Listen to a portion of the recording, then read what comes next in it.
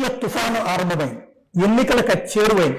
కాకపోతే ప్రస్తుతం రాజకీయ పక్షాలు అటో ఇటో వాళ్ళకి సంబంధించిన గెలుపోటములు తేల్చుకునే ప్రయత్నంలో పత్రికలు ఛానళ్లు కూడా అటో ఇటో తేలిపోయినటువంటి నేపథ్యంలో సీనియర్ జర్నలిస్టులు ఒక్కొక్కళ్ళని ఒకళ్ళుగా కాకుండా అందరూ కూర్చుని ప్రశ్నిస్తే, అది కూడా ప్రముఖమైనటువంటి నాయకుల్ని ప్రశ్నిస్తే వాళ్ళ నుండి ప్రజలు తెలుసుకోవాలనుకుంటున్నటువంటి అంశాలని నేరుగా తెలుసుకునే ప్రయత్నం చేస్తే ఎలా ఉంటుందన్నటువంటి ప్రయత్నమే ఈ ప్రత్యేక కార్యక్రమం. ప్రస్తుతం మనతో పాటు ఉన్నారు రాష్ట్ర ప్రభుత్వ సలహాదారు సజ్జల రామకృష్ణారెడ్డి గారు. నమస్తే. ఇప్పుడు పరిచయమే ఒక్కొక్కరు నాగరాజు గారు, నరసింహారావు గారు, ప్రేమమాలిని గారు, నేను, అలాగే జాఫర్ గారు. ఇవాళ ఆంధ్రప్రదేశ్లో కొత్త రాజకీయం ప్రారంభమైంది. ఇంతవరకు కూడా 151 సీట్లు క్రిందసారి మీకు రావడానికి కారణం ఏంటంటే విడివిడిగా ఎవరికాళ్ళు పోటీ చేశారు కాబట్టి. ఇవాళ రోజున వాళ్ళు కలిశారు. మీ పరిస్థితి మూటాముల్లా సర్దుకుంటున్నారా? 2019 కంటే మెరుగైంది పరిస్థితి. ఎందుకంటే ఆ రోజు జగన్మోహన్ రెడ్డి గారు హోప్ ప్రజలకు, రాష్ట్ర ప్రజలకు. ఆ రోజు చంద్రబాబు నాయుడు గారు ఒక డిజాస్ట్రస్ ఇది అనేది ఆ రోజు జనం నిర్ణయించుకున్నారు. ఆ హోప్తో, కొత్త ఆకాంక్షలతో జగన్మోహన్ రెడ్డి గారిని తెచ్చి 151 సీట్లతో బ్లెస్ చేసింది స్టేట్. అప్పటి నుంచి ఈ 57 మంత్స్ అంటే ఇంక 2 మంత్స్లో కంప్లీట్ అయిపోయాయి. దీంట్లో ఈ జర్నీ దాదాపు నార్మల్ సంప్రదాయ పద్ధతిలో అయితే ఒక 10-15 ఏళ్ళు టైం పట్టే స్ట్రెచ్చింగ్. పాలనా పరంగా కానీ, అభివృద్ధి పరంగా కానీ, సంక్షేమంతో కూడిన అభివృద్ధి పరంగా కానీ, మానవ వనరుల అభివృద్ధి కానీ, సామాన్య మానవుడికి సమాజంలో వైద్యం ఇలాంటి వాటిలో కీలకమైన రంగాల్లో దేశానికే తలమానికంగా స్టేట్ను అభివృద్ధి చేయడంలో కానీ ఈ 4.5 years లేదా 4 years 10 months అనేది డిస్పైట్ కోవిడ్ 2 years తీసేస్తే బహుశా ఒక ట్రెండ్ సెట్టర్ అయిపోయింది. ఈ నేపథ్యంలో చూస్తే ఆ రోజు విడిగా ఉన్నా, ఈరోజు కలిసి వచ్చినా, మొత్తం అందరూ కలిసి ఒక తాడులాగా పేని వచ్చినా 151 కంటే మించి 175 దిశగా పోవడానికి తగిన సాలిడ్ ఫౌండేషన్ మా పార్టీ ఆధ్వర్యంలోని ప్రభుత్వం వేసిందనేది జగమెరిగిన సత్యం, అందరికీ తెలిసింది. కాబట్టి వీఆర్ కాన్ఫిడెంట్. దాని నుంచి వచ్చిందే మా 175 వైనాట్ 175 అనే స్లోగన్ సీఎం గారు ఇచ్చిన, మేము రిపీట్ చేస్తున్నా, దానికి తగినట్టు గ్రౌండ్ వర్క్ చేస్తున్నా, దాన్నే రిఫ్లెక్ట్ చేస్తుంది, ఆ కాన్ఫిడెన్స్ని రిఫ్లెక్ట్ చేస్తుంది. అంటే అంతకుముందు ఉన్నటువంటి మీ ధైర్యం ఏంటంటే మీరు అంతకుముందు అధికారంలోకి ఎప్పుడు రాలేదు, అంతకుముందు ఉన్న ప్రభుత్వం దాని బలము బలహీనత అన్నటువంటి ప్రజలు చూస్తారు కాబట్టి దాన్ని పట్టుకుని మీరు అడ్వాంటేజ్ తీసుకుంటారు. ఇవాళ మీరు అధికారంలో ఉన్నారు, ఒక పక్కన సంక్షేమం అని మాత్రమే ముందుకెళ్తున్నారు, అభివృద్ధి లేదు అన్నది విపక్షాలు గట్టిగా ముందుకు తీసుకెళ్తున్నప్పుడు మీకంటూ ఇప్పుడు ప్రభుత్వ వ్యతిరేకత ఉంటుంది. 175 అనేటువంటి మీ వాళ్ళకి కాన్ఫిడెన్స్ తెప్పించడానికా, లేకపోతే ఎలాగో సాధ్యం కాదు కాబట్టి అవతల వాళ్ళని భయపెట్టడం కోసం మాట్లాడే పదం? మీరు అనేది వాళ్ళు చేస్తున్నారు, ఏది భయపెట్టే ప్రయత్నం, బోకరింపు ప్రయత్నాలు. మీరు పెట్టిన పేరు కూడా వాళ్ళకి అప్లై అవుతుంది. ఒక పొలిటికల్ స్టామ్ క్రియేట్ చేసిన ఏదో. నిజానికి అలాంటిది ఏమీ లేదు. వాళ్ళు చేస్తున్నవన్నీ టీ కప్పులో తుఫాన్ లాగా క్రియేట్ చేయాలని ప్రయత్నం చేస్తున్నారు. వాళ్ళు ఎక్కడ వైనాట్ 175 అనట్లేదు సార్, వాళ్ళు అంటోంది మీరు ఒక్కటే అనమాట. వైనాట్ 175 అంటోంది మీరే. ఎందుకంటే నేను చెప్పింది ఇంత ప్రొలాంగ్డ్, నేను ముందు ఇంట్రడక్షన్లో చెప్పిన ఈ 4.5 yearsలో మేము చేసింది ఏదైతే ఉందో, ఏదైతే 87% of the population of AP పాజిటివ్గా అఫెక్ట్ అయ్యారో, ఆ బెనిఫిట్స్ అన్నిటిని చూస్తూ వచ్చారు, దాని ఫ్రూట్స్ ఎంజాయ్ చేస్తూ వచ్చారు, దానికి తగినట్టుగా ఫర్దర్ నెక్స్ట్ 5 yearsకి ఏమేమి జరగబోతోంది కూడా కళ్ళ ముందు ఒక vision. Next 5 years I'm not seeing 2050 Chandrababu లాగా అన్నట్లా. నెక్స్ట్ 5 yearsలో ఏం జరగబోతుందో కూడా కళ్ళ ముందు కనపడుతుంది. వై నాట్ 175 అన్నది it looks very over ambitious, over confidence అట్లా కూడా అనిపిస్తుంది ఒక్కోసారి. వాళ్ళు ఎవరు గెలవరా సార్? ఎవరు? ఆ పేరు వల్ల ఏమవుతుందో, లోకేష్ లాస్ట్ టైం పోలా, ఓకే, చంద్రబాబు నాయుడు మెజారిటీ ఎంత తగ్గిపోయింది అయింది, చంద్రబాబు నాయుడు గారి మెజారిటీ ఎంత తగ్గింది? మెజార్టీ తగ్గించవచ్చును, కానీ కుప్పంలో చంద్రబాబును గెలవడం ఎంత కష్టమో పులివెందుల్లో జగన్ గారిని గెలవడం కూడా అంతే కష్టం సార్. 2 monthsలో రిజల్ట్ కూడా వచ్చేస్తాయి, ఎలక్షన్స్ అయిపోతాయి. 2 months కాబట్టి 2.5 months రిజల్ట్స్ కూడా వస్తాయి, తెలుస్తుంది. ఎందుకు నేను ఎప్పుడు ఒక ట్రైడర్ పెడుతుంటా, మాది confidence. It is not arrogance, neither it is over confidence. ఆరోగెంట్గా అనడం వాళ్ళు అంటున్నారు, లేదా నేను ఇంతమంది అన్నట్టు బోకరింపులు ప్రిటెన్షియస్ దీంట్లో వాళ్ళు అంటున్నారు, మేమనట్లా. మా దానికి సాలిడ్ ఎగ్జాంపుల్ మీరు అంటున్నారు కుప్పం పులివెందుల తేడా అంటున్నారు, దాన్ని నేను పోలుస్తా. పులివెందులు అనేది అది long standing, it has been continuously nurtured. Not only ఏదో రిసోర్సెస్ సీఎంగా ఉన్నప్పుడే కాదు, లేకముందు కూడా రాజశేఖర రెడ్డి గారు తన అపోజిషన్లో ఉన్నప్పుడే తన 60 acres వాల్యుబుల్ ల్యాండ్ ఆ రోజే కాలేజీతో సహా లయలోకి ఇచ్చేశారు. ఎడ్యుకేషన్ అనేది బాగా రావాలి నా కాన్స్టిట్యున్సీ ప్రజలకని అప్పట్లోనే ప్రాజెక్టుల కోసం తీసుకొచ్చేసి చేశారు అపోజిషన్లో ఉన్నప్పుడు. ఆయన ఉన్నది 5 years, ఈయన ఉన్నది 5 years. రిమైనింగ్ టైం అంతా పులివెందుల డెవలప్ కాకుండా పోలే. తనకున్న రిసోర్సెస్ అన్నీ పొలిటికల్గా కానీ ఇంకోరు ఎక్కడ ఉన్న టీడీపీ ఉన్న పర్సనల్ పొలిటికల్ సెంట్రల్లో ఉన్న పలుకుబడిని యూజ్ చేసినా సరే కాన్స్టిట్యున్సీని డెవలప్ చేసుకుంటూ నర్చర్ చేసుకుంటూ వచ్చారు. అది కంటిన్యూ అవుతుంది ఈ రోజు కూడా. కుప్పం మేము వచ్చి చేస్తున్నాము. పులివెందులకు నీళ్ళు ఇచ్చింది నేనే అనేది చంద్రబాబు నాయుడు గారు చెప్తున్నారు. సరే ఇప్పుడు మేము నీళ్ళు ఇస్తున్నాం మీరు చెప్తున్నారు అభివృద్ధి అనేది. ఆఖరికి గండికోట నింపింది ఎవరు? R&R ప్యాకేజ్ పూర్తి 1000 కోట్లు 1200 కోట్లు ఎవరు పే చేశారు? పే చేసి 17 TMCలు ఫస్ట్ టైం నింపింది ఎవరు? ఆఖరకు ఎంత పెడుతున్నాము, రిజల్ట్ ఎవరు ఇచ్చామనేది, అవన్నీ గ్రౌండ్ వర్క్ అంతా రాజశేఖర రెడ్డి గారు చేశారు. ఈయన చిన్న చిన్నవి పై మెరుగులు దిద్ది కొన్ని స్టార్ట్ చేసిండొచ్చు. అక్కడ ఆఖరికి వచ్చేసరికి మొన్న ఫైనల్గా ఎక్కువ పెట్టాల్సి వచ్చింది జగన్మోహన్ రెడ్డి గారు పెట్టారు. ఈరోజు రిజర్వాయర్లు ఫుల్ నిండినాయంటే అటువైపు రాయలసీమలో ఎక్కడైనా సరే. ఆ రోజు ఇప్పుడు ఎగతాళిగా మాట్లాడే మొన్న రేవంత్ రెడ్డి కూడా మాట్లాడింది, అక్కడ సీఎం మాట్లాడిన దాంట్లో అక్కడ అగ్రెసివ్గా జగన్మోహన్ రెడ్డి దోచుకుపోతున్నాడు అనే దాంట్లో రాయలసీమ వైపు నుంచి పాజిటివ్గా ఉంది. మీరు గమనిస్తే ఎవరు చేశారు ఆ రోజు 44,000 క్యూసెక్కులకు ఆయన చేస్తే 11,000 క్యూసెక్కులు పోతిరెడ్డిపాడు. ఈయన దాన్ని 2 ఇంతలు పైగా పెంచి కాలువలు వెడల్పు చేసి, ఎందుకంటే వరద టైంలో మాత్రమే మనం పట్టుకోగలం నీళ్లు కాబట్టి వరద టైంలో వీలైనన్ని వాటర్ తీసుకునే ప్రయత్నం చేస్తున్నారు. మీరు సాధించాము అంటే సాధిద్దాము అనుకోవడము లేదా కాన్ఫిడెన్స్ ఒక ఎత్తు. ఇప్పుడు ఉన్నటువంటి అనుమానం ఏంటంటే 175 గెలవాలి అంటే ఎదుటి వాళ్ళకి అంటే నేను ఈవీఎం మేనేజ్మెంట్ అని చెప్పను కానీ లేదంటే బెదిరింపులో వాళ్ళని చేయనివ్వనటువంటి తరహా వ్యవహారాలు ఏమైనా జరగబోతున్నాయి ఆంధ్ర? ఇప్పుడు ఫస్ట్ ఇవన్నీ నేను డినై చేస్తున్నాను ఏది మీరైతే అన్న దాంట్లో. కానీ ఏ కాన్ఫిడెన్స్ ఎక్కడి నుంచి వస్తుందంటే నేను ఇంతకుముందు అన్నదే, ఈ రాష్ట్రంలో ఉన్న వాళ్ళందరిలో నేను ఇంతకుముందు అన్నట్టు 87% of population directly they are enjoying, అన్ని రకాల ఫ్రూట్స్ ఎంజాయ్ చేస్తున్నారు. వాళ్ళ బతుకులు మారిపోయినాయి, పాజిటివ్గా టర్న్ అయినాయి, వాళ్ళ పర్చేజింగ్ కెపాసిటీ పెరిగింది. వీటన్నిటి వల్ల వచ్చిన కాన్ఫిడెన్స్. అలాగే లోకల్ బాడీస్లో మా పార్టీ పుట్టక ముందే 2014 ముందు అన్నింటిలో మేము ఫైట్ చేసాము. ఎవరు ఫైట్ చేయొద్దన్నారు? చంద్రబాబు నాయుడు గారిని ఫైట్ చేసి ఎందుకు నిలబడలేకపోయారు?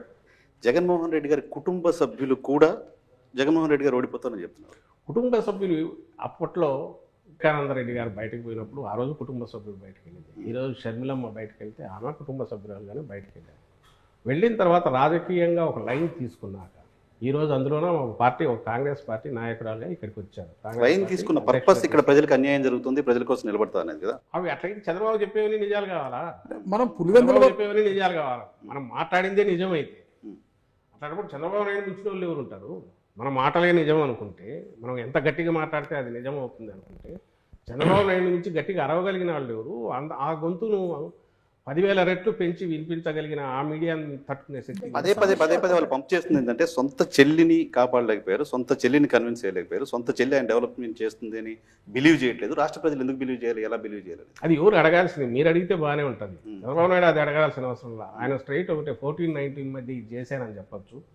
ఈరోజు మళ్ళీ మేము వస్తే ఇది చేస్తామని చెప్పచ్చు. లేదా 14-19 మధ్య నేను ఇది చేసినది ఈయన తీసేశాడు, నేను వచ్చి ఇంతకంటే చేస్తానని చెప్పచ్చు. ఆయన అనట్లా. ఆయన చూపించాల్సింది ఎక్కడ ఆయన ఫెయిల్యూర్ కనపడుతుందంటే, ఆయన ఇదిగో మీ చెల్లెలకు చేయలే, స్టేట్కి ఏం చేస్తామంటున్నారు. అది మీరు అడిగితే బాగుంటుంది, ఒక కామన్ మ్యాన్ అడిగితే బాగుంటుంది, సమాధానం ఇస్తాం. ఆయన పొలిటీషియన్, అందులోనూ 14 ఏళ్ళు సీఎంగా ఉన్న వ్యక్తి, ఓ పార్టీ అధ్యక్షుడు. 95లో ఏ రీతిలో అయినా సరే వాళ్ళ మామని దించి ఇంకో పద్ధతిలో వచ్చి అప్పటి నుంచి కబ్జా చేసిన పార్టీ కావచ్చు, ఏదైనా కావచ్చు, తనే అధ్యక్షుడిగా కొనసాగుతున్నారు. ఆయనకు చెప్పడానికి ఏం లేదా? ఆయన ఈ మాట అనవేంది? ఇంట్లో వాళ్ళు ఇంకోటి రకరకాల కారణాల వల్ల ఒక్కొక్క లైన్. నేను చంద్రబాబు నాయుడు గారు అన్నది చెప్పట్లా, షర్మిల గారు క్లెయిమ్ చేస్తున్నారు. అవును, ఆమె అన్నది మాటలు రిపీట్ చేస్తుంది. చిలక పలుకుల్లాగా చంద్రబాబు నాయుడు గారి స్క్రిప్ట్ రాయిస్తే అది మాట్లాడుతున్నారు. కుటుంబ సభ్యుల నుంచే ఆయనకి ఇబ్బందికర పరిస్థితులు తలెత్తుతున్నాయి కదా. ఒక పద్మవ్యూహంలో ఉన్నట్టుంది ఈ రోజు జగన్మోహన్ రెడ్డి. ఇవన్నీ చిన్న దూదిపింజల్లాగా అట్లా క్రియేట్ చేసిన మేఘాలు లాంటివి పక్కకు పాసింగ్ క్లౌడ్స్ వస్తున్నాయి పోతున్నాయి. క్లియర్ చేసిన వాళ్ళు వాళ్ళ దీంట్లోనే మీరు టోన్ చూడండి. ఈరోజు మాట్లాడట్లేదు. ఎప్పుడు ఏది కావాలనో దానికి ఆర్కెస్ట్రాలో తీసినట్టు అది తీస్తున్నారు, దడదడ కొడుతున్నారు. మేము చేసింది చెప్పుకునే పరిస్థితి లేకుండా డిఫెన్స్లో రిప్లై ఇచ్చే పరిస్థితి క్రియేట్ చేయాలని వాళ్ళు చేస్తున్న దాంట్లో మీరు కూడా అవే తీసుకొచ్చేసి మమ్మల్ని అడుగుతున్నారు. సార్ ఒకటి సాయి గారు సార్ ఇది కాస్త ఓపెన్ గా మాట్లాడుకున్నాం సార్. ఇది రా అన్ఫిల్టర్డ్ దీని పేరు నేను క్లోజ్ గా సమాధానం ఇస్తున్నాను. అంటే ఏ ప్రశ్న కూడా అడగడానికి ఆ స్వేచ్ఛ మీరు తప్పకుండా. ఇచ్చారు చెప్పారు కాబట్టి కొంచెం ఓపెన్ గా మాట్లాడుకుంటాం సార్. 151 మంది ఎమ్మెల్యేలు గెలిచారు సార్. ఈ 151 మంది ఎమ్మెల్యేలకు అవసరమైనప్పుడల్లా సీఎం అపాయింట్మెంట్ దొరుకుతుందా సార్? కాస్త మనసు మీద చేపెట్టుకుని చెప్పండి సార్ ఆ విషయం. ఎన్నిసార్లు ఈ 5 years లో 151 మందికి కూడా అపాయింట్మెంట్ దొరికింది, ఇన్నిసార్లు దొరికింది అని చెప్పడానికి? ఒక్కొక్కరు 10 సార్లు 15 సార్లు అసెంబ్లీ ఉన్నప్పుడు అయితే రోజంతా కలుస్తూనే ఉంటారు. నేను అడుగుతాను, నేను ఒకటి జాఫర్, నువ్వు ఒకప్పుడు జాఫర్ రిపోర్టర్ గా ఉన్న జాఫర్ కు ఇప్పుడు ఒక దీన్ని నడుపుతున్నావు, ఒక టీం ఉంటుంది, నువ్వు ఎంతమందికి ఎప్పుడు అందుబాటులో ఉంటున్నావు, ఎంతమందికి ఎక్కడ తీస్తున్నావు, నీ దీన్ని బట్టి అవకాశాన్ని బట్టి చేస్తుంటావు. ఒక్కటే దీనికి గీటురాయి పెట్టుకోవాల్సింది, ఆ పార్టీ ఎట్లుంది, ఇంటాక్ట్ గా ఉందా, కంట్రోల్లో నడుస్తుందా, ఆయన వాళ్ళకు అందుబాటులో ఉండడం అనేది ఏ పద్ధతిలో ఉంటాడు అనేది తనకున్న పరిమితులను బట్టి తనకున్న అవకాశాలను బట్టి డిసైడ్ చేసుకోవచ్చు. కానీ ఒకటైతే చెప్పగలను, అటెండెన్స్ రిజిస్టర్ మెయింటైన్ చేయగలను, కానీ అక్కడ ఉంటాయి సీఎంఓలో. మీకు కావాలంటే నేను ఎప్పుడన్నా చూపిస్తాను. రాజశేఖర రెడ్డి గారి వ్యవహార శైలిని మీరు చూసి ఉంటారు, ఒక జర్నలిస్ట్ గా చూసి ఉంటారు. ప్రభుత్వంలో ఈరోజు కీలకమైన పదవులు ఉంటూ మీరు ఈరోజు జగన్మోహన్ రెడ్డి గారి దగ్గర తీశారు. ఆ ఇద్దరి గురించి తేడా ఏంటి అంటే ఏం చెప్పగలుగుతారు ఒక్క మాటలో? ఆయన రాజశేఖర రెడ్డి గారు ప్లాన్డ్ దీనికంటే కూడా అప్పటికప్పుడు స్పందించే ప్రతిస్పందన సిచ్యువేషన్ బట్టి చేసుకుంటూ పోయేవాళ్ళు. ఒకటి ఈయనేమో ప్రతిదీ ఈరోజు ఒక మాట మాట్లాడాలన్నా జగన్మోహన్ రెడ్డి గారు ఆచితూచి మాట్లాడతారు. ఎందుకంటే నెక్స్ట్ 5 years తర్వాత ఎవరన్నా అడిగినా కూడా దానికి నేను సమాధానం ఇవ్వాల్సి ఉంటుంది అనే ఉద్దేశంతో జాగ్రత్తగా మాట్లాడతాను. పబ్లిక్ దీనికి సంబంధించిన వీఆర్ ఆన్సరబుల్ టు 5 crores వీటికి సంబంధించి. కాబట్టి ఒక పార్టీ అధినేతగా నేను ఎట్లా మూవ్ కావాలనే దాంట్లో చాలా ఆచితూచి వ్యవహరిస్తారు. మిగిలిన వాటిలో కూడా ఒక కమిట్మెంట్ ఏదైనా ఇస్తే దాన్ని ఇది కాకూడదు, ఆచితూచి మాట్లాడాలనేది ఈయనకుంటుంది. అది వాస్తవం సార్. ఇప్పుడు తీసుకుంటే ఒకే పార్టీలోనే మీరు తీసుకుంటే ఇప్పుడు ఒక నియోజకవర్గంలో కంటిన్యూ కావాలి, ఎందుకంటే మధ్యలో అయితే ఇబ్బంది వస్తుంది, దాని వేరే మీనింగ్ వస్తుంది.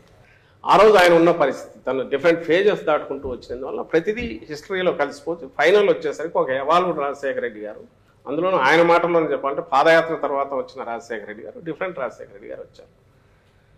ఈ బాధ్యత మొత్తం తండ్రి హఠాత్తుగా చనిపోవడంతో జగన్మోహన్ రెడ్డి గారి మీద సడన్ గా పడింది. ఈయన తన తండ్రి డిఫరెంట్ ఫేజెస్ చూశారు. చూసిన తర్వాత ఒక మాటను మళ్ళీ వెనక్కి తీసుకోవడానికి ఎట్లా అవుతుంది, ఒక మాట కమిట్ అయ్యాక వచ్చే తర్వాత వచ్చే ఇబ్బందులు ఇవన్నీ చూశారు. కాబట్టి ప్రతి స్టెప్ దగ్గర ఆ రోజు పార్టీ పెట్టిన రోజు నుంచి ఈ రోజు వరకు కూడా అతి తక్కువ మాత్రమే ఆయన ఎక్స్ప్లెనేషన్ ఇవ్వాల్సిన పరిస్థితులు వచ్చుంటాయి, మీకు తెలుస్తుంది. ఇవన్నీ ఈ తక్కువ టైంలో సాధించడానికి కారణం ఈయనకున్న పట్టుదల లేక ఏకాగ్రత కారణం కావచ్చు. దాంతో వచ్చే షూడ్నెస్ ఒకటి ఈయనకుంది. అది ఓ లీడర్ కావాల్సింది. ఈరోజు పార్టీని బతికిస్తుంది, స్టేట్ కూడా హోప్ అయింది దాని నుంచి. 2019 నుంచి ఇప్పుడు పరిస్థితి మెరుగుపడిందని మీరు చెప్పారు సార్. సో మీరు కాన్ఫిడెంట్ గా ఉందో కాదు సార్, ఇక్కడ క్యాడర్ కూడా చాలా కాన్ఫిడెంట్ గా ఉంటుంది. ఇప్పుడు దాకా మీ కోటరీలో ఉన్నారు వేమిరెడ్డి గారు, చాలా క్లోజ్ కోటరీకి ఉన్నారు కదా సార్, ఎందుకు వెళ్ళిపోయారు సార్? మానుకుంటా మాగుంటా ఎందుకు సంతృప్తిలో పడ్డారు? కృష్ణదేవరాయలు ఎందుకు జంప్ అయిపోయారు సార్? ఇక్కడ పాత పార్టీకి సీటు ఉందో లేదో చెప్పక ముందు అసలు విచారణ ఎత్తేసాడు. ఇవన్నీ కాన్ఫిడెన్స్ లేక దగ్గర బాలశౌరి గారు కూడా దూరం అయిపోయారు. బాలశౌరి అంటే క్లోజ్ కోటరీలో ఉన్నవాడు జగన్మోహన్ రెడ్డికి ఆత్మ నేనే అంటే బయటకు చెప్పుకున్న బాలశౌరి ఎమ్మెల్యేలు వెళ్ళడం పర్లేదు సార్. ఎంపీ అనే ఒక వ్యక్తి, సిట్టింగ్ ఎంపీలు వెళ్ళిపోతే అది మొత్తం ఆ కాన్స్టిట్యూన్సీలో ఉన్న 10-12 మిగతా అసెంబ్లీ నియోజకవర్గాల మీద కూడా ఇంపాక్ట్ చూపించే ప్రమాదం ఉంది. ఇలా 4 ఎంపీలు, దాదాపు 4 సిట్టింగ్ ఎంపీస్ హ్యావ్ జస్ట్. మీరు అనేది అంత ఎనీ పొలిటికల్ పార్టీ, అది నాది కావచ్చు ఇంకోటి కావచ్చు, స్టాటిక్ గా ఉంటుంది అని అనుకుంటే అది ఒక ప్రమేయం అవుతుంది. ఉండాలని కోరుకోవడం కూడా కరెక్ట్ కాదు. ఒకటి ఫస్ట్ పాయింట్. బట్ ఇది పెద్ద జోల్ట్ కాదా సార్? ఏం కాదు, వాళ్ళకు జోల్ట్ అవుతుంది. ఎవరైతే దీన్ని ఇదే అయ్యారో జోల్ట్ వాళ్ళకు జోల్ట్ అవుతుంది. పార్టీ అనేది స్థిరంగా ఉంది. పార్టీ ఈ ఓటు ఈ రోజు ఉండే ఇప్పుడున్న పరిస్థితిలో ఈ పార్టీకి చూసేది ప్రతి ఒక్కరు జగన్మోహన్ రెడ్డి గారిని చూస్తున్నారు, ఆయన విధానాలు చూస్తున్నారు. వైఎస్ఆర్సీపీ అంటే నన్నదర్ దాన్ జగన్మోహన్ రెడ్డి గారు చూస్తున్నారు.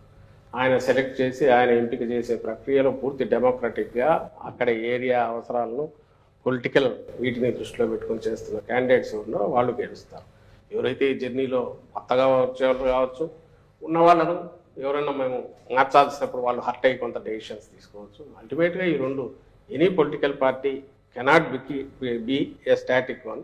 ఉంటే అది స్టాగ్నేట్ అయిపోతుంది. వచ్చేవాళ్ళు వాళ్ళు స్వచ్ఛందంగా వచ్చేవాళ్ళు వాళ్ళు వస్తుంటారు, హర్ట్ అయిన వాళ్ళు ఇంకో ప్రయత్నం చేస్తుంటారు, ఇంకొక లేదా అట్లాగే ఉండి లీడర్ మీద హోప్తో ఉండేవాళ్ళు ఉంటారు. అల్టిమేట్ డిసైడ్ చేయాల్సింది, డెసిషన్ తీసుకునేది, దాని ఫేట్ డిసైడ్ చేసేది కింద పబ్లిక్ ఎవరైతే ఉన్నారో వాళ్ళు. మాకు పాజిటివ్గా డిసైడ్ చేస్తున్నారు కాబట్టి మేము ఈ స్థితిలో ఉన్నాము. అలాంటి పరిస్థితి లేదు కాబట్టి ఓ మూక మందలాగా వచ్చి జనసేన వాళ్ళు అట్లా పక్కకి వెళ్ళిపోవడము, లేదా ఓ సత్రంలో 2 రోజులు ఉండిపోయినట్టు షెల్టర్ కోసం ఉండిపోయినట్టు టీడీపీ వాళ్ళు బీజేపీలో ఉండి రేపు మళ్ళీ ఇక్కడికి రావచ్చు, అవి జరుగుతున్నాయి. అలాగే ఇప్పుడు వాళ్ళు టికెట్లు చేస్తున్నప్పుడు అక్కడ కూడా ఇలాంటి జరిగే అవకాశం ఉంటుంది. ఆల్రెడీ మా డోర్ నాక్ చేస్తున్నారు, ఫోన్లు వస్తున్నాయి, మేము వస్తామని. వాళ్ళని అందరినీ ఎక్కడ అకామిడేట్ చేయలేము కాబట్టి మేము కూడా పెద్దంత రిలక్టెంట్గా ఉన్నాం. మా కాన్ఫిడెన్స్ వచ్చేది వీటన్నిటి నుంచి.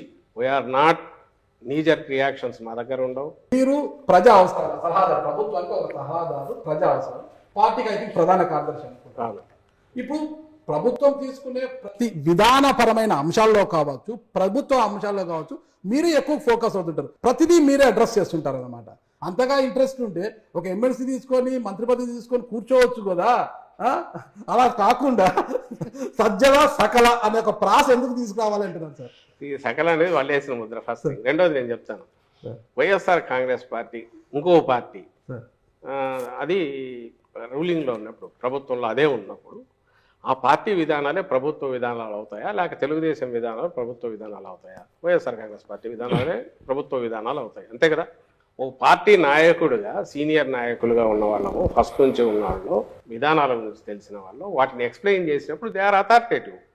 అది మేము కావచ్చు, ఒకవేళ ఈరోజు బొత్స సత్యనారాయణ గారు మినిస్టర్ కాకపోయినా ఆయన మాట్లాడినా, లేదా ధర్మాన ప్రసాదరావు గారు మినిస్టర్ కాకపోయినా ఆయన మాట్లాడినా, పెద్దిరెడ్డి గారు మినిస్టర్ కాకపోయినా ఆయన మాట్లాడినా, ఎందుకు వస్తుందంటే వాళ్ళ లెవెల్ ఆఫ్ మెచ్యూరిటీ, లేదా పార్టీతో ఉన్న అసోసియేషను, పార్టీ విధానాల పట్ల స్పష్టత, ఎక్స్ప్రెస్ చేయగలిగిన వీటిని బట్టి వస్తే అవి దే గెట్ ఇంపార్టెన్స్. అవి ప్రభుత్వ పాలసీలు మావి కాక వేరే పాలసీలు, టీడీపీ పాలసీలు. ప్రోటోకాల్ ప్రకారం ఐఎమ్ నోబడి.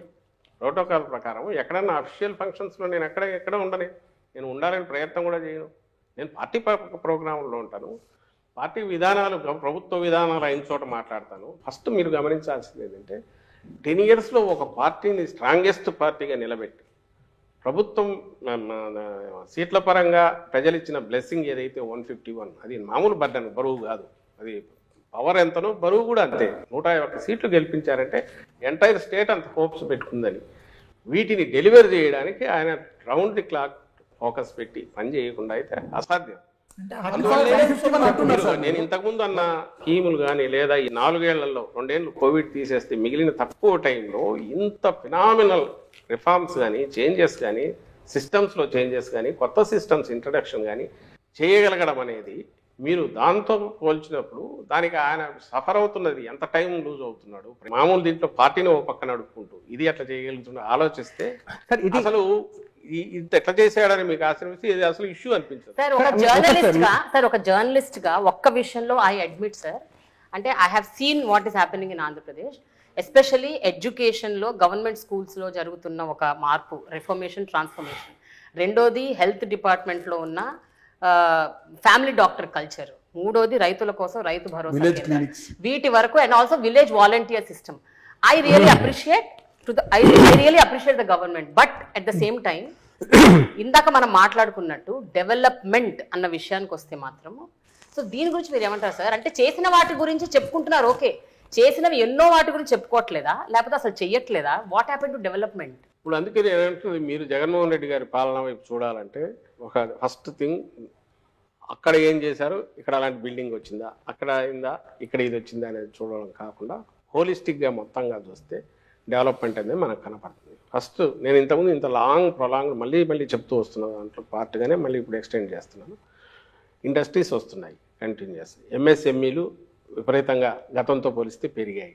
వీటన్నిటి ఇండికేటర్ ఎక్కడ ఉంటుంది? 1000 కోట్లదో, 2000 కోట్లదో, 1200 కోట్లవి, అలాంటివి 10, 15, 20 దాకా వచ్చాయి. నాకు మన పోతుంటే మా బద్వేల దగ్గర 1200 కోట్లది షీట్స్కి సంబంధించి వచ్చింది. 1200 మందికి వర్క్ కల్పిస్తుంది. కడప నుంచి పులివెందల పోతుంటే కొప్పర్తి కొత్త ఎలక్ట్రానిక్ జోన్ మొదలైంది. ఆల్రెడీ ఇండస్ట్రీస్, డిక్సన్ అని ఏవో వచ్చాయి. అక్కడ కూడా ఇప్పటికే ఒక 5-6 వేల మంది, 10,000 మంది దాకా పనిచేస్తున్నారు. శ్రీ సిటీలో కొత్త ఇండస్ట్రీస్ వచ్చాయి, పెద్ద కంట్రీలోనే పెద్దవి వచ్చి పెట్టారు. అంటే నేను ఎందుకు వీటి గురించి ఎన్ని చెప్పట్లేదు, ఇంకా చేంతాడు లిస్ట్ అవుతుంది నేను చదువుతూ పోతే. ఒకటి. సెకండ్, దానికంటే ముఖ్యంగా ఎంఎస్ఎంఈలను పోస్ట్ కోవిడ్ కాగానే ఆ ఇన్సెంటివ్స్ వాళ్ళ ఉన్నవన్నీ పే చేసి క్లియర్ చేసి 1000 కోట్లు, 1200 కోట్లు కొత్త వాటిని ఎంకరేజ్, కొత్త ఇన్సెంటివ్ చూపించడం వల్ల అవి గతంలో ఎప్పుడూ లేనంతగా పెరిగాయి. అంతకుముందు నా ఐ థింక్ 2.3 lakhs, 3.5 lakh ఉంటే ఇప్పుడు 5.5, 6 lakh కొత్తవి స్టార్ట్ అయ్యాయి. ఇవంతా కూడా ఈ 3 ఏళ్లలో పవర్ కన్జంప్షన్ విపరీతంగా పెరిగింది. ఇరిగేషన్కు దీనికి దట్ ఈజ్ అన్ ఇండికేటర్. వీటికి సంబంధించి ఎంప్లాయ్మెంటు వీటికి సంబంధించినంత వరకు మనకు గవర్నమెంట్లోనే అది నేను లాస్ట్ టైం జాఫర్ ఇండివిజువల్గా చేసినప్పుడు గట్టిగా అడిగాను. నేను 1,30,000 ఉద్యోగాలు నేరుగా 4 నెలల్లోనే వచ్చి 4-5 నెలల్లోనే నింపిన ప్రభుత్వము వితౌట్ చిన్న ఫ్లా లేకుండా చేస్తే ఎందుకు దాటిని ఉద్యోగాలు కాదని ఎట్లా అంటారు? ఈరోజు వాళ్ళు ప్రొబేషన్ అయిపోయి రెగ్యులరైజ్ అయ్యారు గవర్నమెంట్ ఎంప్లాయీస్, విలేజ్ సెక్రటేరియట్స్. నేను 2,60,000 వాలంటీర్ల గురించి మాట్లాడట్లా. వాలంటీర్లు అనేవి స్వచ్ఛందంగా వాళ్ళు ఏదో వాలంటీర్గా చేసేటివి కాబట్టి అనుకుంటే ఇది దీనికి సంబంధించినంత 1,30,000. తర్వాత దాదాపు 58,000 ఇప్పటికీ లెక్క. ఏది మెడికల్ డిపార్ట్మెంట్ ఫస్ట్ టైం హిస్టరీలోనే మీరనే ఫ్యామిలీ డాక్టర్ కాన్సెప్ట్ ఎట్లా హిట్ అవుతుంది? ఉన్న సెటప్తో ఎట్లా కుదురుతుంది? 17,000 కోట్లు పెట్టి పిహెచ్సిలు సిహెచ్సిలు అన్నీ మోడర్నైజ్ చేయడం, ఏరియా హాస్పిటల్ అన్నీ కెపాసిటీస్ పెంచడం. ఇవి నేను మెడికల్ కాలేజ్ కలపట్ల దీంట్లో. మెడికల్ కాలేజ్ 8,000 కోట్లు మళ్ళీ వేరే బడ్జెట్. ఈ 17,000 కోట్లు పెట్టి ఇవన్నీ తయారైనందువల్ల విలేజ్ క్లినిక్స్ కానీ మిగిలిన కానీ ఇన్ఫ్రాస్ట్రక్చర్ పరంగా కానీ లేటెస్ట్ టెక్నాలజీ కానీ డాక్టర్ల రిక్రూట్మెంట్, సపోర్టింగ్ స్టాఫ్ రిక్రూట్మెంట్ మొత్తం 56,000 నాకు తెలిసి ఫిగర్. మెడికల్ డిపార్ట్మెంట్కు ఒక ఇది వచ్చింది. ఒక చిన్న పాయింట్ అంటే మీరు చెప్తున్నటువంటివన్నీ కూడా ఆల్రెడీ ప్రాసెస్లో ఉన్నాయి, నడుస్తున్నాయి, ఇవి అందరికీ తెలుసు. పబ్లిక్ ఏముంటుందంటే ఇప్పుడు సార్ అవి ప్రొజెక్ట్ అయినట్టు ఇవి ప్రొజెక్ట్ అవ్వట్లేదు సార్. మీరు ప్రొజెక్ట్ చేయట్లేదా? అసలు అవ్వట్లేదు. ఈ రోజుకు వాట్ ఎవర్ మీరు నింపినవి చూస్తే ఇవన్నీ కూడా ఖాళీలు శాంక్షన్ పోస్టులు అవి కాకుండా అడిషనల్గా నింపినవి 1,30,000 కాక 56,000, 1,000, 2,000 పోస్టులు ఇట్లాంటివన్నీ నింపి మొత్తం మీద దాదాపు 4 లక్షలు 3,90,000 ఎంతో ఉన్న పోస్టులు ఈరోజు 6 లక్షల చిల్లరకు పోయినాయి. ఇది ఇప్పుడు ప్రతిదీ ఆలోచించి చేయడం అనేది ఒకటి తప్ప జాగ్రత్తగా చూసి రిక్రూట్మెంట్ చేయాల్సిన పరిస్థితి ఒకటి. సెకండ్ది వచ్చి గ్రూప్ 1 కానీ గ్రూప్ 2 కానీ జరగాల్సినవి ఎప్పటికప్పుడు జరుగుతున్నాయి. మూడవది డిఎస్సి ఇప్పుడు నోటిఫికేషన్ ఇచ్చాం. డిఎస్సి గురించి మళ్ళీ స్పెసిఫిక్గా చెప్పాలి, ఎందుకంటే అది ఒక సబ్జెక్ట్ మేజర్, అందరూ అదే రేజ్ చేస్తుంటారు. 2014-19 మధ్య ఆ రోజు తెలుగుదేశం పార్టీ గవర్నమెంట్ నింపిండేది. అంతకుముందు 2012లోనూ 13లో ఇచ్చిన డిఎస్సి నోటిఫికేషన్ తాలూకు 8,920 ఎన్నో పోస్టులు అదొక్కటే చేసింది. తర్వాత 18లో వాళ్ళు నోటిఫికేషన్ అంటే ఎలక్షన్లు 5 నెలలు ఉన్నాయని కానీ నోటిఫికేషన్ ఇచ్చారు. ఆ పోస్టులు 7,000 చిల్లర ఎన్నో ఉంటే మేము 2020లో నింపాము వాటి. అది దాంతోపాటు 2008 డిఎస్సి, 1998 డిఎస్సి, ఈ రెండు అప్పటి నుంచి ప్రొలాంగ్డ్ లీగల్గా వాళ్ళు అన్ని రకాలుగా చేస్తున్న వాళ్ళవి వాళ్ళ సఫరింగ్ తీర్చాం. అది ఒక 7,000 పోస్టులు, మొత్తం 14,000. ఇప్పుడు లేటెస్ట్ మళ్ళీ 6,100కు ఇచ్చాం. 6,100కి ఇప్పుడు ఇచ్చాం. అంటే 20,000 మేము చేసింది. ఇది ఫిగర్స్. మీరు వీటిని మళ్ళీ పక్కకు తోసి ఉద్యోగాలు ఎక్కడ 1,30,000 మేము ఉద్యోగాలు అనుకోము. అల్టిమేట్గా ఈ రోజు అందుకే మీరు అన్న వాటిలో రైడర్స్ పెట్టి మాట్లాడుతున్నారు. ఎన్నికలు సమీపిస్తున్న సమయంలో డిఎస్సి షెడ్యూల్ లోగా పూర్తి చేస్తారా? వాళ్ళు అది చేయలేదు కదబ్బా. నేను అనేది ఇప్పుడు ఇద్దరం పోటీ పడుతున్నాం ఇక్కడ. చంద్రబాబు నాయుడు జగన్మోహన్ రెడ్డి గారు అనేది తేలాలి. చంద్రబాబు నాయుడు గారా జగన్మోహన్ రెడ్డి గారా రేపు సీఎం అనేది స్టేట్ అదే. ఓట్ బ్యాంక్ రాజకీయం కాదంటే వేరే ఎవరైనా ఉన్నారా? వీళ్ళిద్దరిలోనేనా? పవన్ కళ్యాణ్, వీళ్ళిద్దరిలో పవన్ కళ్యాణ్ సీఎం చెప్పలేదు కూటమిగా. ఆయన సీఎం క్యాండిడేట్ ఎవరైనా అనౌన్స్ చేశారా? లేదండి. అంటే కూటమిలో ఆయనకి ఇచ్చేది 24 స్థానాలు. మీరు చేయాల్సింది ఏంటంటే పెద్ద గీత చిన్న గీత పోల్చినప్పుడు ఒకవేళ మేము మాట్లాడేవి చాలా పెద్ద మాటలు మాట్లాడుతున్నాం అనుకుంటే కంపేరబుల్స్ తీసుకుని కంపేర్ చేయండి.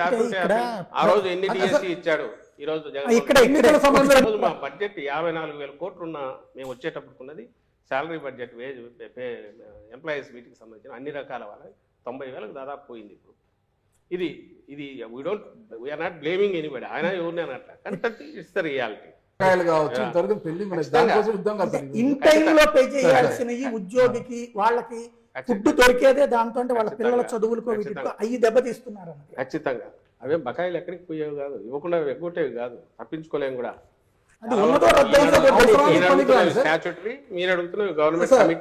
అవసరానికి పనికిరాలి కదా సార్. ప్రతి ఒక్క ఉద్యోగికి జనవరిలో జూలైలో ఒక డిఏ ఇస్తారు. ఫైనాన్షియల్ గా ఉన్న పరిస్థితి కోవిడ్ వల్ల వచ్చిన దీనివల్ల మధ్యలో 2 years ఎప్పుడైతే లూజ్ అయ్యామో దీనివల్ల చాలా వరకు తలకిందులైనాయి. డిస్పైట్ ఆల్ దట్ చాలా జాగ్రత్తగా చేసుకుంటూ వచ్చినందువల్ల నేను ఇంతకుముందు మాట్లాడినవన్నీ చేయగలుగుతున్నాము.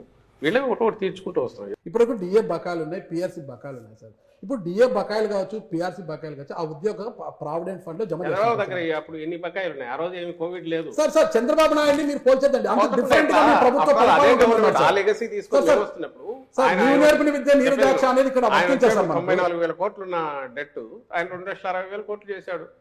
ఏమో ఎందుకు తెచ్చి మా మీద పడేసి పెండింగ్ ఆల్మోస్ట్ 60,000-70,000 కోట్లు పెండింగ్ బిల్లులు ఆయన మీద నమ్మకం లేదనే కదా సార్ ప్రజలు మీకు పట్టం కొట్టి 150 స్థానాలు మీకు ఇచ్చారు. రూపాయి ఉందా? నా చేతిలో ఉన్న రూపాయి కదా, అసలు రూపాయి ఈ 100 రూపాయలు దానికి అది మా చేతికి వస్తే ఈరోజు ఆ రూపాయిని ఎట్లా పెడుతున్నాము?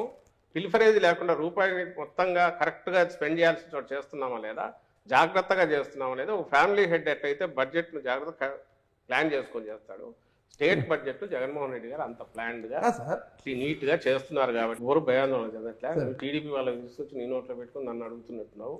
ఎవరు they are happy, they have ఉన్న వాళ్ళకి రావాల్సిన వాటి గురించి అడుగుతున్నారు. మొన్న కూడా కూర్చున్నాము, చెప్పింది అర్థం చేసుకుంటున్నారు. కొత్త ఉద్యోగాలకు సంబంధించి వీటికి సంబంధించి కూడా వాళ్ళు వచ్చి అడిగినప్పుడు చెప్తున్నాం, మీ సమస్యలు చూడండి, కొత్త ఉద్యోగాల గురించి మేము చూస్తున్నామన్నా వాటి గురించి కూడా ఎక్స్ప్లెయిన్ చేస్తున్నాం. ప్రాబ్లం ఎక్కడొస్తుంది అంటే మీరు అవునన్నా కాదన్నా అపోజిషన్ ఏది చెప్తున్నారో అదే అడుగుతున్నారు. నేను ఇంతకుముందు అన్న మెడికల్ స్ట్రక్చర్ 17,000 కోట్లు స్కూళ్ళది నేను చెప్పలే, అది 16,000 కోట్లు ఎంతో దాని మీద పెట్టి స్కూల్స్ అన్ని రీవ్యాంప్ చేసి అందులో ఇదేం మేము ప్రామిస్ చేసింది కాదు. సారు ఆయన సీఎం గారు ఆ రోజు మా గౌరవ ముఖ్యమంత్రి గారు ప్రతిపక్ష నాయకుడు గాను వైఎస్ఆర్సీపీ అధ్యక్షుడు గాను మేనిఫెస్టో రిలీజ్ చేసినప్పుడు చెప్తే అమ్మఒడి మాత్రమే అది ఇచ్చి మేము కామ్గా ఉంటే ఇవన్నీ ఏం వచ్చేవి కాదు. డిస్పైట్ కోవిడ్ ఈ 17,000 కోట్లు ఒకటి చాలు మొత్తం తీసేయడానికి, అన్నీ తీసేసి హ్యాపీగా ఉంచవచ్చు. మా ప్రియారిటీస్లో జగన్మోహన్ రెడ్డి గారి ప్రియారిటీస్ వచ్చిన అవకాశం 5 ఏళ్ళు ఇచ్చిన అవకాశంలో మ్యాక్సిమం ఒక డ్రైవర్ అంటే పుష్ను ఇవ్వాలి, బేస్ వేయాలనుకున్నారు, అది వేశారు. దాన్ని మీరు అంటున్న ఉద్యోగులు కూడా అప్రిషియేట్ చేస్తున్నారు. అందుకే వాళ్ళు ఏమంటారు, సార్ అది బ్రహ్మాండంగా చేస్తున్నారు, దాంతోపాటు ఇది కూడా ఇస్తే బాగుండేది అంటున్నారు తప్ప మీరంతా బాగా జల్సాగా ఉన్నారు సార్, పవర్ ఎంజాయ్ చేస్తున్నారు, మమ్మల్ని ఎందుకు పట్టించుకోవట్లని ఎవరన్నట్లా. వాళ్ళకు బాధ ఉంది, వాళ్ళ వేదన చెప్తున్నారు. కోపం ఎందుకు లేదు అంటే జగన్మోహన్ రెడ్డి గారు ఆయన ఖాళీగా కూర్చోలే, మీరు అన్నట్టు అందరినీ వదిలేసి విలాసాలకు ఎక్కడో తిరగట్లా, ఏదో ప్రైవేట్ లైఫ్లో ఎక్కడా లేరు. ఆయన పూర్తి పబ్లిక్ మీద ఫోకస్ పెట్టారు. అండ్ పూరెస్ట్ అమాంగ్ పూర్ను ఎట్లా వాళ్ళని పైకి తీసుకురావాలని ట్రై చేస్తున్నారు.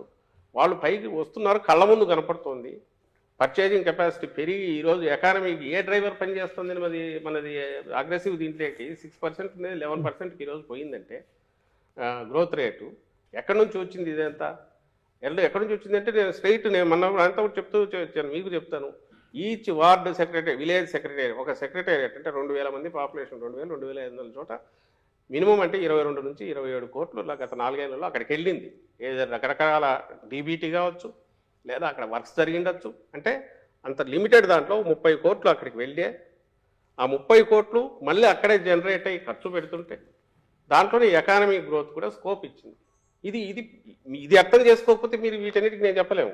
ఐఏఎస్ల డబ్బులు కూడా కాజేసింది ఈ ప్రభుత్వం అనేది ఒక ప్రధానమైన వార్త సార్. నిజంగా ఆరోపణ. రామోజీరావు పక్కన కూడా ఇంకోటి ఏదో పెద్దది రాశాడు, రాక్షసుల మాదిరి జగన్మోహన్ అదే సార్ మద్యంతో కార్యాలయాలు పాడవుతాయి.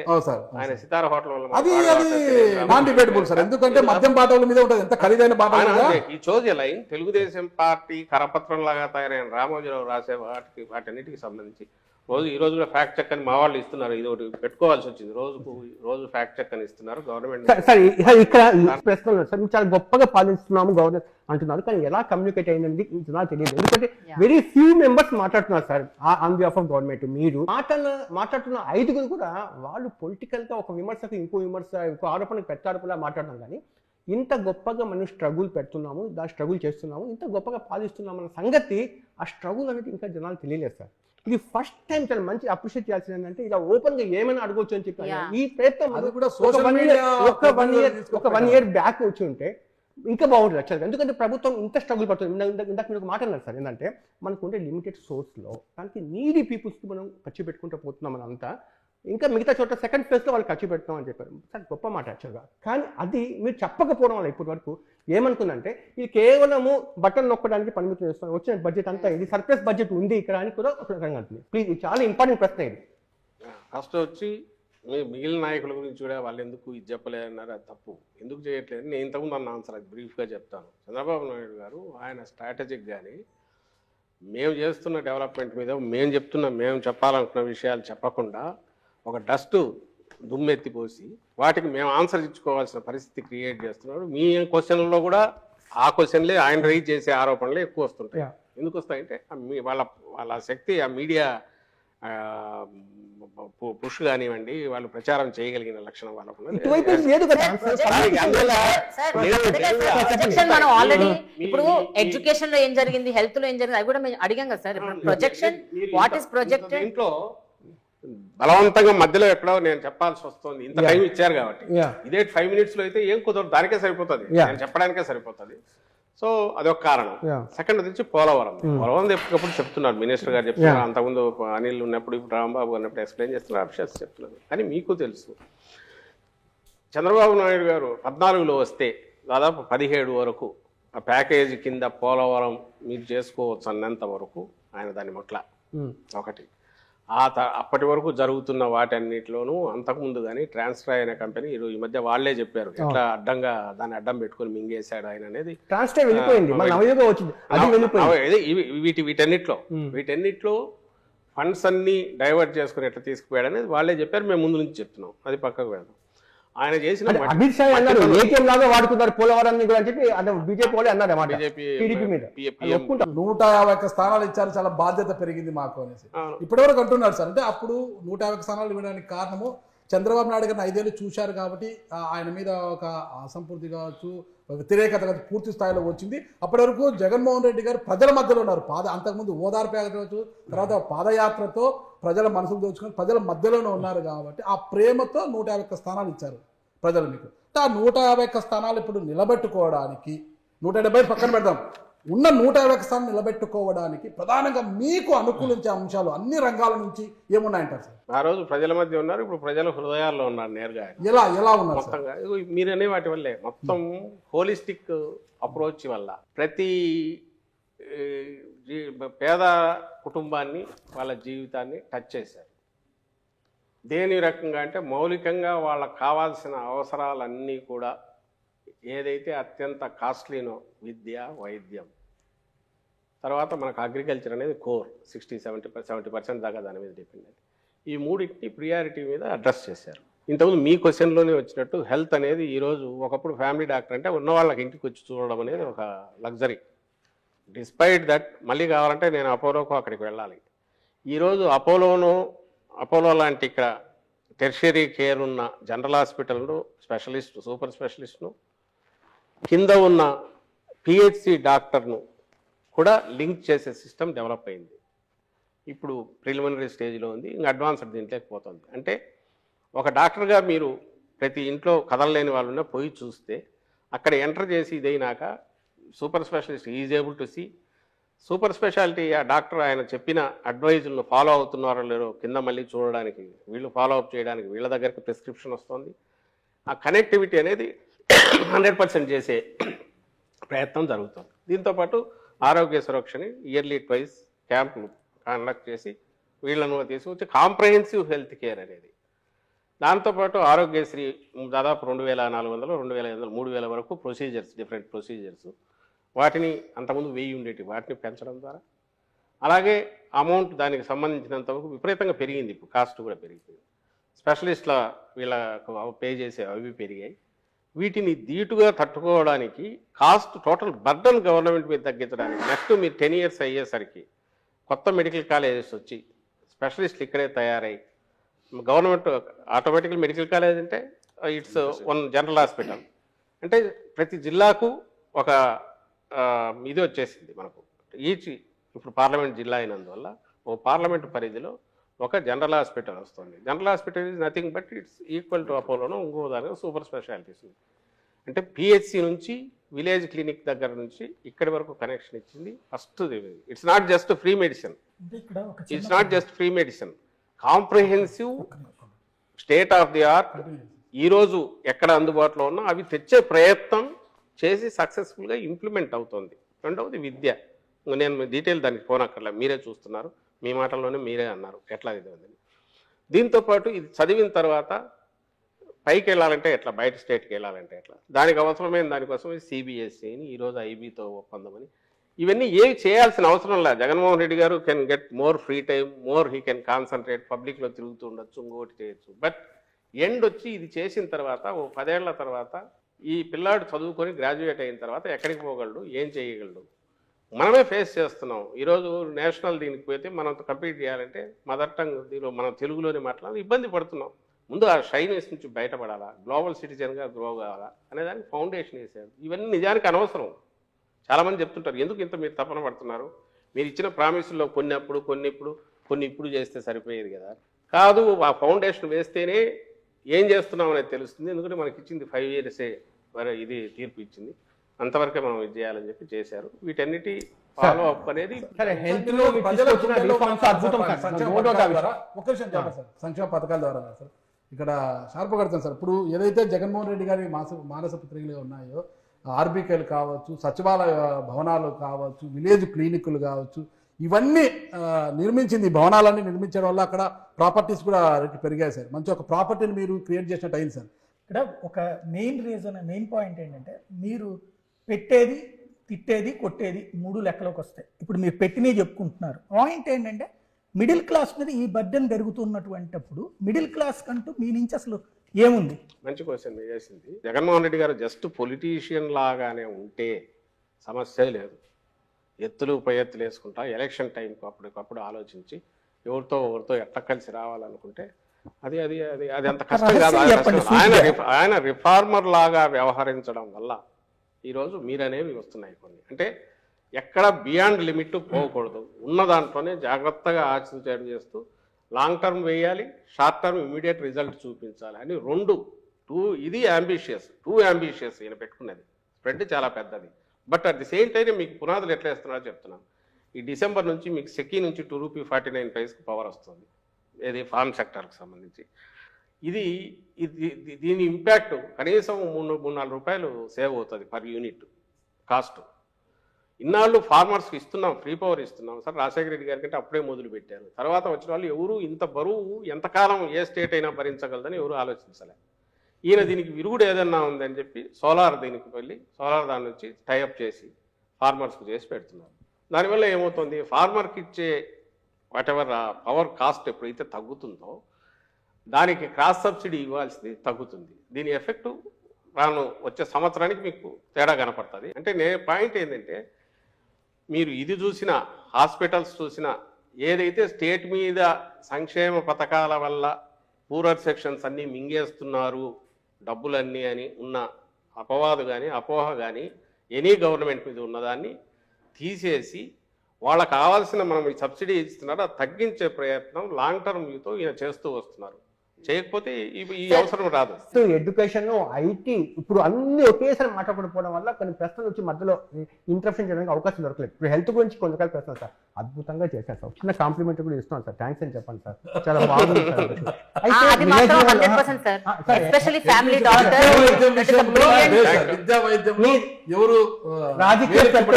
మీ రాజకీయ ప్రత్యర్థి ఏముంటుంది సొసైటీకి? ఇంకా నా ప్రశ్న పూర్తి కదా సార్. మీ రాజకీయ ప్రత్యర్థి చంద్రబాబు నాయుడు పక్కన కూర్చోబెట్టినా కూడా హెల్త్ విషయంలో ఏం చేయలేదు అంటే వాళ్ళకి ఖచ్చితంగా ఒప్పుకొని చేయాల్సిందే, పేదవాళ్ళకి ఏం చేయలేదంటే ఖచ్చితంగా ఒప్పుకొని చేయాల్సిందే. అదేవిధంగా వెల్ఫేర్ స్కీమ్స్ లో ఏం చేశారు జగన్మోహన్ రెడ్డి అని చెప్తే వాళ్ళు ఖచ్చితంగా ఒప్పుకొని చేయాల్సిందే. కానీ ఇక్కడ వచ్చే ప్రశ్న అంటే హెల్త్ సంబంధించింది. ఇప్పుడు మీరు విలేజ్ లెవెల్ క్లినిక్స్ పెడుతున్నారు, చాలా బ్యూటిఫుల్. ఇప్పుడు అక్కడ ఆమ్ ఆద్మీ పార్టీ వచ్చి మొహల్లా క్లినిక్స్ పెట్టారు, భారతదేశానికి ఆదర్శంగా నిలిచింది అక్కడ ఢిల్లీలో. అదేవిధంగా మీరు విలేజ్ క్లినిక్స్ పెడుతున్నారు, చాలా బాగుంది. ఈ ప్రశ్న ఖచ్చితంగా జవాబు చెప్పాలి. కేంద్రం మీ మీద డైరెక్ట్గా ఇక్కడ వార్ చేస్తూ ఉంది. అంటే పీయూష్ గోయల్ లాంటి వాళ్ళు రైల్వే మినిస్టర్స్ కూడా చెప్తున్నారు, మేము ఆంధ్రప్రదేశ్లో పెట్టుబడి పెట్టడానికి మేము ఆంధ్రప్రదేశ్లో ప్రాజెక్ట్స్ ఇవ్వడానికి మేము రెడీగా ఉన్నాము. కేవలం ల్యాండ్ అలాకేషన్స్ జరగకపోవడం వల్ల చాలా ప్రాజెక్ట్స్ టేక్ ఆఫ్ చేయకుండా ఆగిపోయిందని చెప్పి ఇన్ రైటింగ్ లెటర్ లో అదే ఉంది. నా ప్రశ్న ఏంటంటే సార్, విశాఖపట్నం రైల్వే జోన్ అనేది దీనివల్ల ఏమి ఒరుగుతుందో నాకు తెలియదు. కానీ ఆంధ్రప్రదేశ్లో 2014లో ఇదే సార్ సెంటిమెంట్ మారింది. ఒకటి రైల్వే జోన్, ఒకటి రెండోది స్పెషల్ స్టాటస్ ఒకటి. దానివల్ల ఏం జరుగుతుందో పక్కన పెట్టాం. కానీ జనాలకు ఉన్నట్టు రైల్వే జోన్ రాలేదు, స్పెషల్ స్టాటస్ రాలేదని చెప్పి ఆ రైల్వే జోన్ సంబంధించి ఇస్తానికి ముందుకు వచ్చినా కూడా 50 ఎకరాలు మాకు ల్యాండ్ ఇవ్వడానికి ఆంధ్రప్రదేశ్ వాళ్ళు చాలా మీనమేషాలు లెక్కించారు అనేది తప్పు కదా. తప్పు అనేది మేము ఆ తర్వాత మీకు డినైల్ ఇచ్చాము, ల్యాండ్ అలొకేట్ చేసి చాలా రోజులైంది. వాళ్ళు ఇచ్చింది టీడీపీ గవర్నమెంట్లో ఇచ్చింది, లిటిగేషన్ ఏదంటే మార్చి వేరే ఇచ్చారు, జనవరిలోనే హ్యాండ్ ఓవర్ చేశారు. అదే అయిపోయింది ఫస్ట్. నేను దానికంటే ఇంకోటి హ్యాండ్ చెప్తా. ఓవర్ చేయలేదు, అలొకేషన్ ఓన్లీ డాక్యుమెంట్ మీద ఉంది సార్. అవును, అలొకేషన్ చేసి వాళ్ళకి హ్యాండ్ ఓవర్ చేసింది పంపించనా నీకు? ఇప్పుడు వాళ్ళు ఈ లెటర్ ఎందుకు మరి అలాంటి ఆరోపణ ఎందుకు చేశారు? ఒకటి, అరే మీరు హ్యాండ్ ఓవర్ ఆయన చేశారు. చేసేది మంత్రి ఫస్ట్ బండ వేస్తే అక్కడ ఎట్లా చేశారనే వాళ్ళు అక్కడ పైనుంచి అది వాళ్ళని అడగండి. మీరు బీజేపీ స్టేట్ లీడర్స్ ఉంటారు కదా, అడగండి. వాళ్ళు ఏజెంట్లు ఉన్నారు కదా, చంద్రబాబు ఏజెంట్లు, వాళ్ళు తయారు చేసి ఇచ్చేవాళ్ళు, వాళ్ళు చెప్తారు. Okay sir. Sir election related questions అడుగుతాం సార్. Election related questions. ఇప్పుడు ఎవరికి టికెట్లు ఇవ్వాలి, ఎవరిని ఇన్ఛార్జ్ చేయాలి, ఎవరిని ఎక్కడ పెట్టాలి, ఎవరిని ఎక్కడి నుంచి కదిలించాలి, ఎవరిని ట్రాన్స్ఫర్ చేయాలి, ఈ డెసిషన్స్ మీరున్నారా సార్? మీరు తీసుకుంటున్నారా? చాలా మంది ఉన్నారు. క్యాండిడేట్ల ఎన్నికలో వ్యక్తుల ప్రయోజనాలే ఎక్కువ ఉన్నాయి, పార్టీ ప్రయోజనాల కన్నా వ్యక్తుల ప్రయోజనాల కోసం ఎక్కువగా ఎంపికలు జరుగుతున్నాయి అంటున్నారు సార్. అది జగన్మోహన్ రెడ్డి గారు రీజనల్ పార్టీ హెడ్గా జగన్మోహన్ రెడ్డి గారు ఆయన ఫైనల్ డెసిషన్ తీసుకుంటారు. ఆయన విధానాలే పార్టీ విధానాలు అవుతాయి. దీంట్లో ఎవరు కన్ఫ్యూజన్ పెట్టుకోవాల్సిన అవసరం లేదు. ఇందులో ఎగ్జిక్యూషన్లో ఎక్కడ లోపాలుంటే మా పొరపాట్లు ఉంటాయి. First thing. సెకండ్ వచ్చి అట్లా అని ఆయన ఏది యూనిలేటరల్ డెసిషన్ తీసుకోవట్లేదు. అట్లా అందరితో డిస్కస్ చేస్తున్నారు. చేసే వాటిలో నేను ఉంటాను, మిగిలిన సీనియర్ నాయకులు ఉన్నారు, వాళ్ళు ఉంటారు, రీజనల్ కోఆర్డినేటర్లు వాళ్ళు ఉంటారు, వాళ్ళందరూ ఉంటారు. ఇక్కడ నేను అవైలబుల్ ఉంటాను కాబట్టి, నేను ఉంటాను కాబట్టి మాతో ఎక్కువ మాట్లాడతారు. డెసిషన్ టేకింగ్ లో అందరూ వస్తారు. వచ్చే స్టేబుల్ అయితే ఏది కాకుండా ఎట్లా జరుగుతుందేమా సామాజిక ఈరోజు ట్రాన్స్ఫర్ చెయ్యాలి అన్న ఐడియా ఎవరిది సార్? ట్రాన్స్ఫర్స్ చెయ్యాలి అన్న ఐడియా ఎవరు? ఈరోజు గంటా శ్రీనివాసరావు ఆయన చీపురుపల్లి ఇవ్వమంటున్నా అంట చంద్రబాబు నాయుడు. లాస్ట్ టైం అక్కడ నుంచి సార్ 1 or 2 ర్యాండమ్ ఉదయం సార్, మీరు మొత్తం చాలా మంది చేస్తున్నారు. ఇక్కడ అంతే, ఇక్కడ చెల్లని రూపాయిని అక్కడ చెల్లిస్తాము అని తీసుకున్న నిర్ణయం ఎవరిదంటారు సార్? కాదు, ఇప్పుడు ఇక్కడ చెల్లని అక్కడ చెల్లిస్తామని ఎట్లా చేశారని క్వశ్చన్ చేసింది ఎవరి దగ్గర నుంచి ఫస్ట్ వచ్చింది? మీరు ఎవరి దగ్గర నుంచి విని అడుగుతున్నారనేది మీకు తెలుసు, నాకు తెలుసు. ఇక్కడ పనికిరాని చెత్త అక్కడ ఎట్లా పనికి వస్తుంది అని చంద్రబాబు నాయుడు ఆయన కొడుకు ఊరు అన్నప్పుడు వాళ్ళకు వేసిండాల్సింది క్వశ్చన్. లాస్ట్ టైం మీరు అక్కడ నుంచి ఆమెను పాయకరావుపేట నుంచి అక్కడికి తెచ్చినప్పుడు, లేక అక్కడ నుంచి జవహర్ అనే ఆయన ఇక్కడికి తెచ్చినప్పుడు, లేదా ఇప్పుడు మార్పులు జరిగినా ఇప్పుడు మన పార్టీ విధానాలే చూద్దాం. ఇక్కడ మాకు విధానం అల్టిమేట్లీ ఎలక్షన్స్ లో ఎలక్షన్ టీం ఎట్లుంది, ఫైనలీ ఎంటైర్ టీం పర్ఫెక్ట్ గా ఉందా లేదా అనేది లీడరు మిగిలిన లీడర్లతో చర్చించి పార్టీ తీసుకుంటుంది. అది ఆ పార్టీ ప్రెరాగేటివ్. ఒకటే జాబితాలో వాళ్ళు 99 సార్, 94 టీడీపీ, జనసేన 5 సార్. అర్థం కావట్లా. మేము అనౌన్స్ చేసే టైం వాళ్ళు మొదలు పెట్టలా. ఏం పెద్ద మొత్తంలో మార్చి 15th మేము 2019 ఒకేసారి మొత్తం అనౌన్స్ చేసాము. ఎలక్షన్లు ఎప్పుడు 10 నెలలు కూడా లేవు. మరి ఆ రోజు ఎందుకు ఒకేసారి అనౌన్స్ చేశారంటే మా కాన్ఫిడెన్స్ తో మేము చేసాం. ఈ రోజు మేము చేసినప్పుడు వాళ్ళు చేయలేదు. సిద్ధంగా ఎవరు అంటే సీట్ లెక్క పెట్టుకుంటారా? మాది 175 మేము సిద్ధం. మేమైతే మార్చలేదో వాళ్ళు ఉన్నట్టు, ఎవరైతే మార్చట్లేదో వాళ్ళు ఉన్నట్టు, మార్చిన చోట మారుతుంటారు. నా క్వశ్చన్ అదే సార్, ఇప్పుడు ఇచ్చిన కొత్త ఇన్ఛార్జ్ అంతా క్యాండిడేట్స్ ఎవరు? ఇప్పుడు మీరు ప్రకటించిన కొత్త ఇన్ఛార్జ్ అందరూ క్యాండిడేట్స్. కొత్త లిస్ట్ మారిన వాళ్ళు క్యాండిడేట్స్. ఇప్పుడు మారిన వాళ్ళు ఎవరున్నారో వీళ్ళు క్యాండిడేట్స్ అవుతారు. సిట్టింగ్ సిట్టింగ్ ఎవరున్నారో వాళ్ళు ఉంటారు. వీళ్ళలో ఏమైనా చేంజెస్ ఉంటే మాకు వెళ్ళగా వస్తాయి. కానీ ఫైనల్ దీనికైతే ఓ లిస్ట్ అయితే ఫైనల్ గా అనౌన్స్ చేస్తాం. ఫైనల్ లిస్ట్ టోటల్ గా 175 అనౌన్స్ చేస్తాం. అన్ని చేంజెస్ ఉండవు కాబట్టి, ఉండని కూడా అనౌన్స్ చేయాలి కాబట్టి ఫైనల్ గా ఓ లిస్ట్ అనౌన్స్ చేస్తాం. సజ్జల రామకృష్ణారెడ్డి గారు అంటే వైఎస్ఆర్ కాంగ్రెస్ పార్టీలో ట్రబుల్ షూటరా, ట్రబుల్ మేకరా? గవర్నమెంట్ లో అడ్వైజర్ అనేది నాకు సంబంధించిన కొంచెం ఫ్లెక్సిబిలిటీ కోసము, విధానాల పరంగా ఎక్కడైనా చర్చలు జరిగినప్పుడు పార్టిసిపేట్ చేయడానికో గవర్నమెంట్ లెవెల్లో ఇది కావడానికి పనికొస్తుంది తప్ప దీనివల్ల కిరీటం ఏం కాదు. పార్టీ ప్రధాన కార్యదర్శి జగన్మోహన్ రెడ్డి గారికి ఉన్న పేరు ఏంటంటే ఇప్పటి వరకు ఆయన నమ్ముకున్న వాళ్ళని వదులుకోడు, అట్లా స్టిక్ ఆన్ చేసి పట్టుకుని ఉంటారు అని. కాపు రామచంద్రారెడ్డి గారు ఆయన పార్టీ పెట్టినప్పటి నుంచి ఉన్నారు. ఆళ్ళ రామకృష్ణారెడ్డి గారు, ఇంకా చాలా పేర్లు చెప్పగలరు.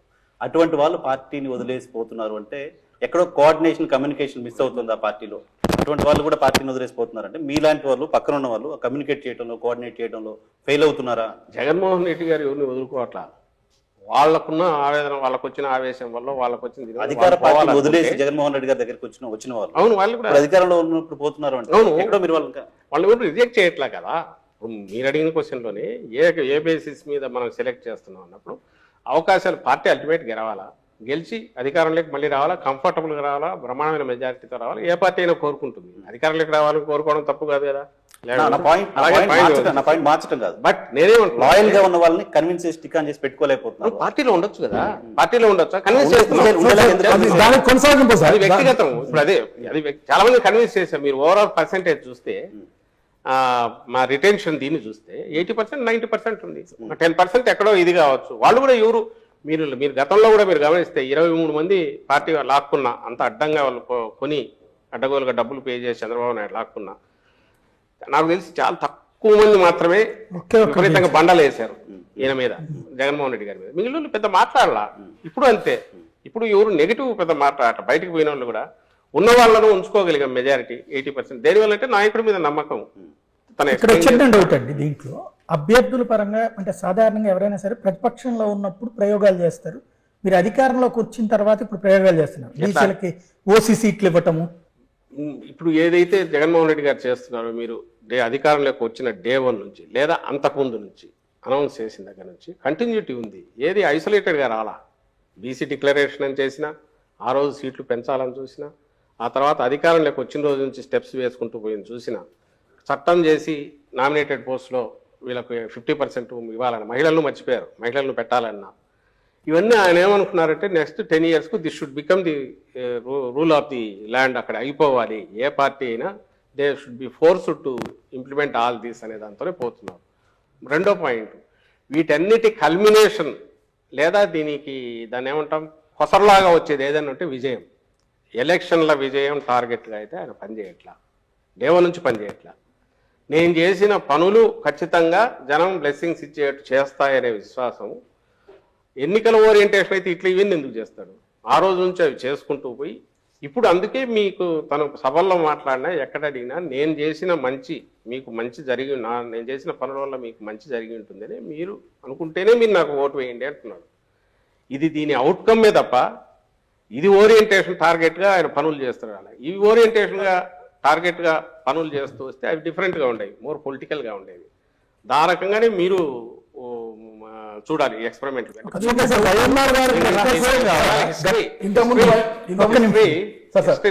ఎలక్షన్ల తర్వాత గెలుపోవటంలో అనేది ఆయన ఇప్పుడు కూడా అంటుంటారు, మనం చేయాలనుకున్నది సిన్సియర్గా నమ్మి చేశాము, దీని రిజల్ట్ ఎట్లన్నా ఉంది. రిజల్ట్ బ్రహ్మాండంగా ఉంది అని ఎందుకు అనుకుంటున్నామంటే తెలుస్తుంది కాబట్టి మాకు వచ్చే రెస్పాన్స్. సంక్షేమ పథకాలు ఆపితే మాత్రమే ఓటు బ్యాంకు గండి పడుతుంది అనే ఒక అభద్రతా భావన చేస్తున్నారా? అలా మంచి క్వశ్చన్ నువ్వు అడిగింది.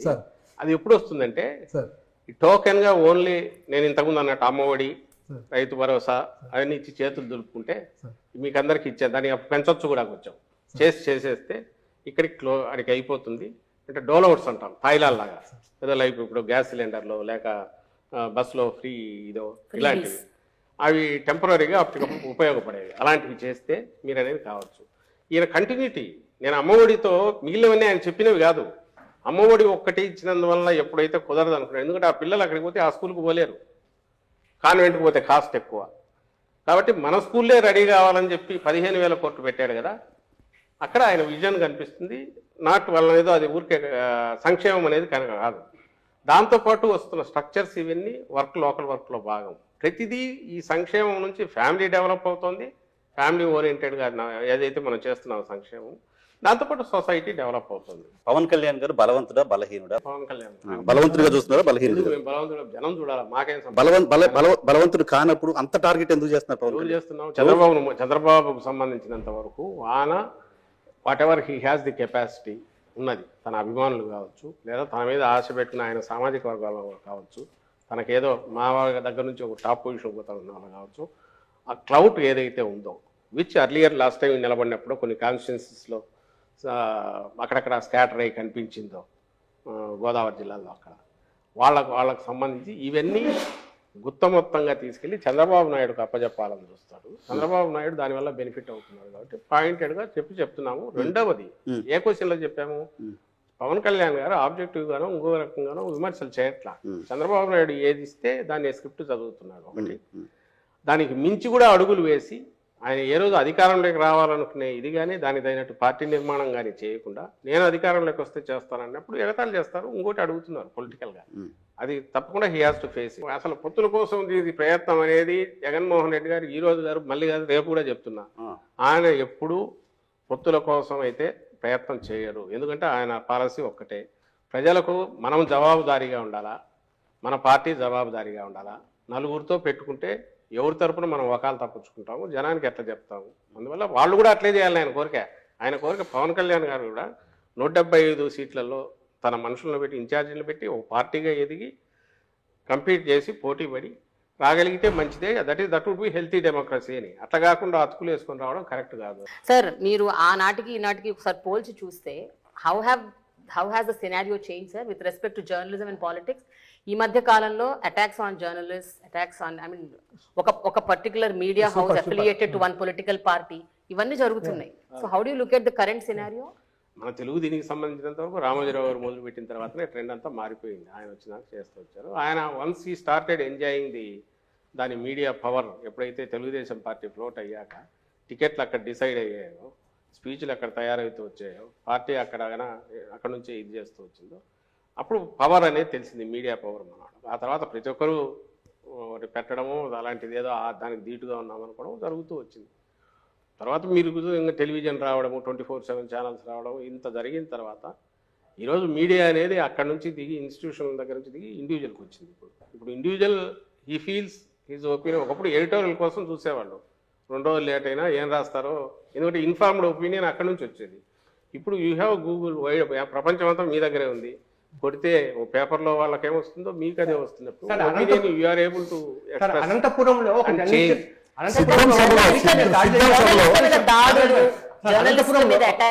చెప్పేది పూర్తి కాలేదమ్మా. అది మాది కార్యకర్తల సభ, that is not public meeting. ఒకటి ఫస్ట్ థింగ్, కార్యకర్తల సభ.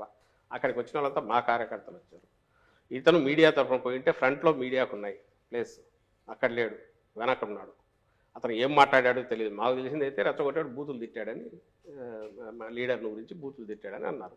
అక్కడ ఎవడో రియాక్ట్ అయ్యాడు. దానికి సంబంధించి కేసు బుక్ అయింది, జరుగుతుంది. పాయింట్ ఇక్కడ ఒక పాయింట్ అబ్జర్వ్ చేయాల్సింది వచ్చేసి, మీరే అన్నారు ఇంతకుముందు ఈనాడులో దాని గురించి చెప్తే, నేను వాళ్ళు ఎందుకు రాస్తున్నారు చెప్తే ఆ పక్కది నిజమే, అది కాదన్నారు. అంటే తెలుగుదేశం పార్టీ కార్యకర్తల కంటే మించి విషం కక్కుతా జగన్మోహన్ రెడ్డి గారి అంతం చూడాలనే దాంతో, మా పార్టీ అంతం చూడాలనే దాంతో నడుస్తున్నవి 2 తెలుగుదేశం పార్టీ కరపత్రాలుగా మేము భావిస్తున్నాం. అఫీషియల్గా వాటిని బ్యాన్ చేసాం. మా మీటింగులకు వద్దని చెప్పాం, రావద్దు, దండం పెట్టాం. సాక్షి పోవట్లే అక్కడ, పోదు. ఎందుకంటే సాక్షి వెహికల్స్ తగలబెట్టారు ఇంతకుముందు, మీకు గుర్తుంటే డిఎస్ ఎంజిన్ కూడా పగలగొట్టారు అక్కడికి పోయినప్పుడు. అది ఇంకా పబ్లిక్ మీటింగ్ నడుస్తున్నది, అక్కడ పోయినప్పుడే కొట్టారు. కొట్టిన తర్వాత వాళ్ళు చెప్పారు మేము ఇది నడుస్తుంది, ఈ సిచ్యువేషన్ వాస్తవం, దానికి కాదనొద్దు. అది లేదు కదా, ఇది కాకుండా ఏదో ఆబ్స్ట్రాక్ట్గా మీడియా ఫ్రీడము ఇదనే అనొద్దు. ఈ పరిస్థితిలో వచ్చినప్పుడు దానికి మేము రెస్పాన్సిబిలిటీ తీసుకోలేము. అట్ ది సేమ్ టైం గవర్నమెంట్లో ఉన్నాం కాబట్టి కేసులు బుక్ చేసాం. కేసు బుక్ చేయకుండా ఏం ఆపలేదే, ఇమీడియట్ కేసు బుక్ చేశారు, నడుస్తుంది. అది నడుస్తుంది. అరెస్ట్ అయ్యి, నాకు తెలిసి అయితే అరెస్ట్ అయినట్టున్నాడు. చంద్రబాబు నాయుడు గారు చేసినట్టుగా వనజాక్ష ఒక ఎంఆర్ఓను జుట్టుబట్టి ఈడ్చో లేకుంటే అసభ్యంగా చేసిన చింతమనేని ప్రభాకర్ ఎమ్మెల్యే చేసేలాగా పంచాయతీ చేయలేదే. ఆర్టీఏ దగ్గర ఏదో గొడవ జరిగితే పంచాయతీ చేసినట్టు చేయలేదే. అప్పుడు బాలసుబ్రహ్మణ్యం ఎవరో కమిషనర్ ఉంటే గొడవ అయితే ఆయన పంచాయతీ చేసినట్టు చేయలేదే. చట్టం పని చేసిపోతుంది. మేము despite we being in the power అది చేస్తున్నాము. ఇంకో పక్క రెస్పెక్ట్ ఇవ్వాల్సిన చోట ఇస్తున్నాము. ఎవరు పొమ్మన్నాడు అక్కడ కార్యకర్తల సభలోకి పోయి అక్కడ పోయి తిడితే ఎవరు దానికి బాధ్యత ఎట్లా సాక్షి ఏమవుతుంది సార్? ఏది సాక్షి ఏమవుతుంది నువ్వు అనుకుంటే అనుకో. మేము చెప్తున్నాము ఈ రోజు కూడా నీకు సాక్షిలో ఇప్పటికే కూడా రాజశేఖర రెడ్డి గారి బొమ్మ పెట్టుకునైనా సరే కింద ఎక్కడైనా వాళ్ళ స్పీచ్ కానీ ఇంకొకటి కానీ అస్సలు లేకుండా అయితే ఉండదు. వాళ్ళు మాట్లాడినా వస్తాయి, దాని ఫాలో అప్ మీద రాసేవి వస్తున్నాయి. అడ్డంగా ఏది లేకుండా అయితే చేయట్లా. మీరని కాదు sir, it's not about just you. ఆ పార్టీ అవ్వచ్చు, ఇంకో పార్టీ అవ్వచ్చు, ఏ పార్టీ అయినా. ఈ కల్చరు ఇప్పుడు కాదు, జగన్మోహన్ రెడ్డి గారు ఇప్పుడు కాదు, చాలా రోజుల క్రితం అసెంబ్లీ అన్నారు, నువ్వు వేసే విత్తనం అదే చెట్టు వస్తా, జాగ్రత్త చంద్రబాబు గారు అని చెప్పాడు. అప్పుడు చెప్పాడు, ఇప్పుడు చెప్తున్నాం. ఈ కల్చర్ మొదలు పెట్టింది తెలుగుదేశం పార్టీ పెడుతోంది. ఆయన ఆ రోజు మొదలు పెట్టిన కల్చర్ నడుస్తోంది. ఈ రోజుకు వాళ్ళు ఓపెన్గా అడ్డగోలుగా అడ్డంగా వాళ్ళు దాన్ని ఏమంటారు అన్ని రకాలుగా బరి తెగించి అటువైపు చేస్తున్నారు. కేవలం మీడియా అనే ముసుగులో వాళ్ళు ప్రొటెక్ట్ కావాలని చూస్తున్నారు. అలాంటి అవాంఛనీయ సంఘటన జరగడానికి అతనే కారణము, పోకుండా ఉండాల్సింది అక్కడికి. ఒకటి, అక్కడ ఎక్కడ అవసరం లేదో అక్కడికి ఎందుకు వెళ్ళాడు. రెండవది, అతను రిప్రజెంట్ చేస్తున్నాడు, ఏ సంస్థను రిప్రజెంట్ చేస్తున్నాడో అది పత్రిక కాదు అని మా అభిప్రాయం చెప్తున్నాం. జగన్ గారికి ఈ పొలిటికల్ డెవలప్మెంట్ ఏదైనా పవన్ కళ్యాణ్ గారి ఇష్యూ వచ్చినప్పుడు, లేకపోతే వాళ్ళ సభ గట్టిగా సక్సెస్ అయినప్పుడు ఏదైనా సరే టీవీలు పగలగొడతారు నెంబర్ 1. రెండోది పబ్జీ ఆడుకుంటూ పని పాట లేకుండా కూర్చుంటారు. ఈ 2 మీరు దగ్గరగా చూస్తారు కాబట్టి నిజమా కాదు? ఇంకా అత్యంత చిల్లర చౌకబారు ఇది మాట్లాడుతున్నది లోకేష్, చిన్నోడు కాదు, నీచమైన అర్ధరాత్రి ఆత్మలతో మాట్లాడతారు. అతని స్థాయి ఎక్కడితో మీరే చెప్తున్నారు. ఎవరు చెప్తున్నారో చెప్తూ లోకేష్ అనే వ్యక్తి స్థాయి ఏది అనేది మీరే చెప్తున్నారు. ఇంకా అంతకంటే నీచమైన చౌకబారు ఇది ఏదైనా ఉంటుందని అయితే నేను అనుకోను. అంటే వాళ్ళ ఉక్రోషం ఏ స్థాయికి పోతుంది. ఇంకా ఎప్పుడంటే మీరు బూతులు ఎవరు తిడతారు తెలుసా? తిట్లకు ఎవరు లంఘించుకుంటాడు? ఏం చేతగానప్పుడు నిస్సహాయ స్థితిలో ఉంటాడు కదా, డెస్పరేట్, అప్పుడు బూతులు తిట్టుకుంటాడు. నోటికి వచ్చినట్టు సైకో అని మిగిలిన మాటలు ఇట్లాంటి అంటారు. అందులో బాగా ఇవి వస్తుంటాయి. కొన్ని మీరు చూసిన జగన్మోహన్ రెడ్డి గారు మీరు చెప్పండి, లేకుంటే ఇంకోరు చూసిన వాళ్ళు ఉన్నారు వాళ్ళు చెప్పండి. ఒక మనిషి ప్రైవేట్ లైఫ్లో ఎట్లుంటాడు అనేది పబ్లిక్ లైఫ్లో ఎక్కడో చోట కొంచెం కనపడక తప్పదు, రిఫ్లెక్ట్ అవుతుంది. నాకు తెలిసి ఇంతవరకు జగన్మోహన్ రెడ్డి గారు పబ్లిక్లో ఎక్కడా ఎవరి మీద విసుక్కొని కానీ ఇంకోటి కానీ చేయరు.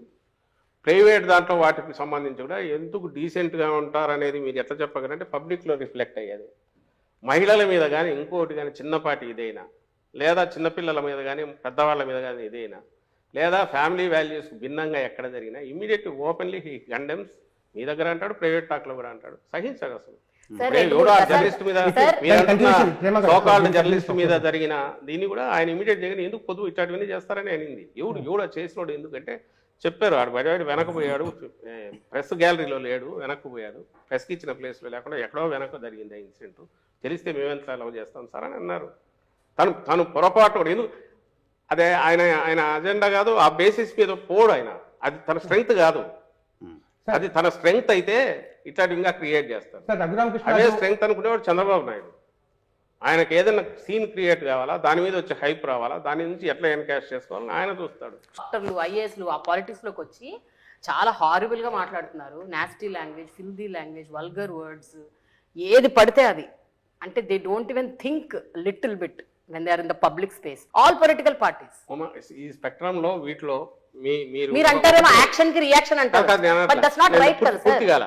ఒకప్పుడు మీకు బాగా అంటే మాకు గుర్తుండి మేము జర్నలిజం 80s వరకు కూడా కులం పేరు రాసేవాళ్ళు కాదు, ఒక సామాజిక వర్గం మతం పేరు రాసేవాళ్ళు కాదు. ఎందుకంటే that may cause lead to further ఇది. తర్వాత ఎందుకు మీడియా అట్లా మారింది? అడ్డంగా రాస్తున్నారుగా, కులాలకు లెక్క పెట్టి. ఎక్కడి నుంచి వస్తుంది ఇది? ఎక్కడ మొదలైంది ఎక్కడ అనేది చెప్పలేం, కానీ సమ్వేర్ ఇట్ స్టార్టెడ్ 90s తర్వాత మొదలవుతుంది. సీఎన్ నియంత్రణ అవసరం కాదు సార్, ఎక్కడ వచ్చిన సీఎన్ నియంత్రణ అవసరం కాదు దీనికి. ఇది ఇప్పుడు మీరు ఎట్లయితే వెల్ఫేర్ స్కీమ్స్ విషయంలో ఇప్పుడు మీరు ఎట్లయితే వెల్ఫేర్ స్కీమ్స్ విషయంలో ఒక సెల్ఫ్ అవేర్నెస్ తో ఒక డిఫరెంట్ రెవల్యూషనరీ తీసుకొచ్చారు, పాలిటిక్స్ లో ఎందుకు తీసుకురావట్లేదు? మీకు బ్లాంక్ దీని మీద సైన్ చేసి ఇస్తాం, మీరు కంపేర్ చేయండి ఎక్కడ ఆరిజినేట్ అవుతుంది, ఎక్కడ దీనికి వచ్చింది అనేది ఒకటి. ఎంత పర్సెంటేజ్ ఆఫ్ మా దగ్గర నుంచి మాట్లాడేవాళ్ళు కానీ ఇంకొకరు కానీ అసహనం కానీ ఇంటాలరెన్స్ కానీ టోటల్ పర్సెంటేజ్ చూడండి. యాజ్ ఎ రీజనల్ పార్టీ మా దాంట్లో అక్కడ చూడండి, మీకు ఖచ్చితంగా మాది అతి తక్కువ ఉంటుంది, నేను ఖచ్చితంగా చెప్పగలను. తక్కువ ఉంటుంది, బ్యాలెన్స్డ్ ఇదే ఉంటుంది ఒకటి. సెకండ్ వచ్చి ఈరోజు జగన్మోహన్ రెడ్డి గారు ఏదైతే ఫిక్స్ చేసుకొని వచ్చారో ఈ సెట్ ఏ న్యూ రూల్స్ ఈ గేమ్కు, పాలిటిక్స్ అనేది న్యూ జనరేషన్ పాలిటిక్స్ మొదలయ్యాయి. నెక్స్ట్ 10 years తర్వాత ఇట్లా ఉంటుంది నేను అనుకోను. రీసెంట్ దీనికి వస్తుంది ఖచ్చితంగా వస్తుంది. ఎందుకంటే దీనివల్ల ఏముండదు, అక్కడక్కడక్కడ కొట్టుకుంటుంటారు తప్ప దానివల్ల అల్టిమేట్గా ప్రజలకు జరిగేది ఉండదు. ప్రజల నుంచే ప్రెజర్ పెరుగుతుంది, పెరిగిన తర్వాత చేంజ్ అయితే వస్తుంది. అది ఖచ్చితంగా 5 years తర్వాత కనపడుతుంది. ఇందులో లీడ్ చేసే దాంట్లో జగన్మోహన్ రెడ్డి గారు ఈరోజు I'm proud to tell that convention అనేది బ్రేక్ చేసుకొని ఎట్లా 4 ఓట్లు ఎట్లా తెచ్చుకోవాలి, 4 సీట్లు ఎట్లా తెచ్చుకోవాలనేది కాకుండా మనం ఎంతకాలం ఉన్నా కూడా జనం గుండెల్లో ఏదైనా స్థానం సంపాదించుకోవడం ఎట్లా, మా పార్టీ 4 కాలాల పాటు ప్రజల మన్ననలు పొందేది ఎట్లా అనే లాంగ్ టర్మ్ ఇవి లార్జర్ పిక్చర్ చూసుకుంటూ దానికోసం టార్గెట్ చేసిన పార్టీగానే నడుపుతున్నాడు. కాబట్టి మీరు ఏ క్రైటీరియా చేసుకున్నా కళ్ళు మూసుకొని నేను చెప్పగలను, we will not be the first ఇలాంటి చెత్తా పనులు చేయడంలో, we will be the first మంచి పనులు చేయడంలో. థ్యాంక్ యూ వెరీ మచ్ అండి. ఇది పరిస్థితి. ఓవరాల్ గా అయితే కనుక సజ్జల రామకృష్ణారెడ్డి గారు అయితే తన వైపు నుండి వాదన ఏంటో విన్నారు. అదే సందర్భంలో పార్టీకి సంబంధించిన మిగతా స్పందనలు ఎట్లుంటాయో భవిష్యత్తులో చూద్దాం.